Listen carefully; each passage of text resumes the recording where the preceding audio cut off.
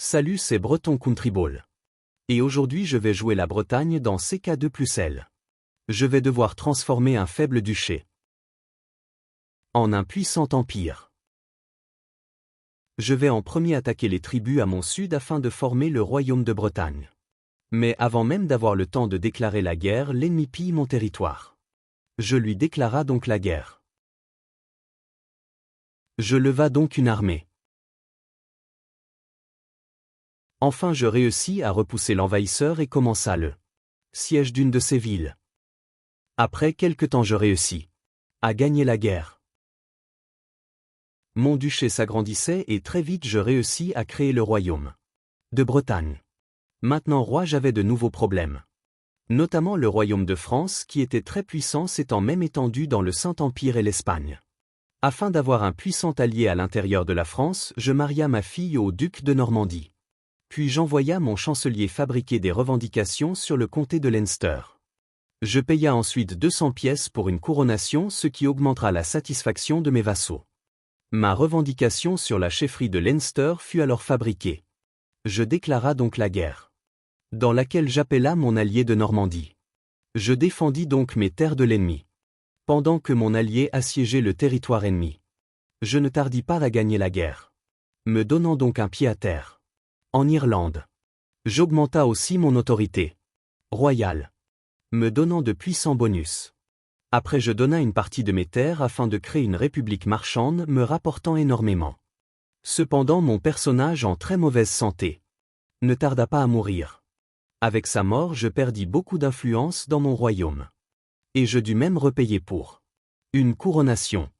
Après cela j'avais terminé de fabriquer une revendication sur un comté d'Irlande. Avec mon armée supérieure, je ne tarda pas à gagner la guerre. Je commença à développer mes territoires en Irlande, quand tout à coup la Normandie me déclara la guerre.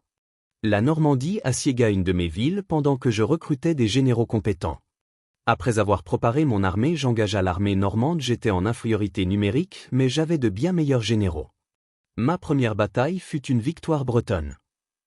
Je m'aventura alors en territoire normand et remporta une deuxième bataille. Après cette victoire, j'assiégea un château normand. Après ces victoires décisives, la Normandie capitula, ce qui détruit la revendication sur mon comté et me rapporte de l'argent et du prestige. Cependant, cette guerre avait freiné mon expansion en Irlande, qui était maintenant presque totalement sous contrôle anglais. C'est un gros problème car l'Angleterre menace maintenant mes territoires irlandais. Je me tourna alors vers l'Islande, car les terres étaient gérées par une puissante république marchande. Cependant mes plans furent interrompus par la mort de mon personnage. J'ai ensuite couronné mon nouveau personnage et sympathisé avec mes vassaux. Mon nouveau personnage étant bon en intendance. Je gagnais plus de 17 or par mois. J'utilisa cet or pour fabriquer des revendications en Afrique afin d'agrandir mon royaume. Et aussi pour organiser des tournois afin d'augmenter mon prestige et d'instaurer la primogéniture.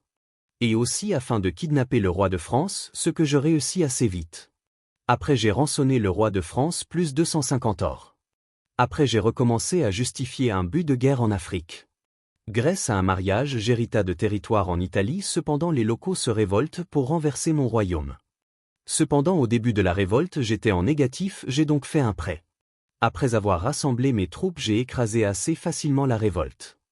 Après plusieurs règnes d'efforts, je réussis enfin à augmenter l'autorité royale. Après 2 ans, je réussis à rembourser mon prêt. Je déclara la guerre aux pays africains. La guerre fut gagnée assez rapidement. Tous les territoires en rouge sont ceux de la Bretagne.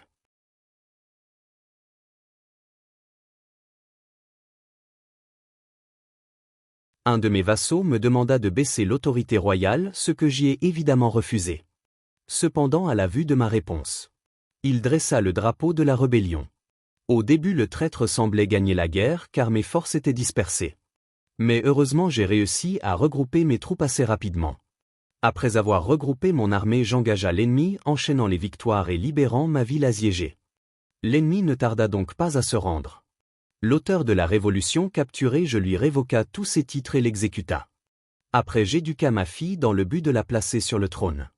J'installa alors l'ultimogéniture dans mon royaume. Bien que cette loi de succession ait des défauts, elle permet au moins de conserver ses titres à la mort. Ma femme que j'avais mariée seulement pour toucher l'héritage avait été emprisonnée par le Saint-Empire.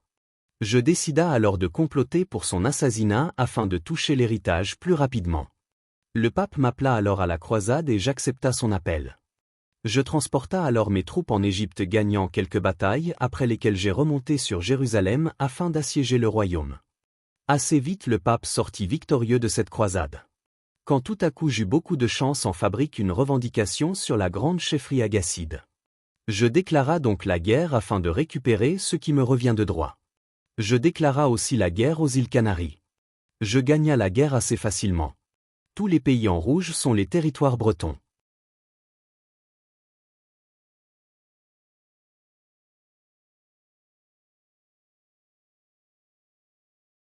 Cela va être tout pour cette vidéo. Si vous voulez une suite, abonnez-vous et commentez. C'est la vidéo la plus ambitieuse de ma chaîne et j'espère que vous l'aimerez et sur cela au revoir.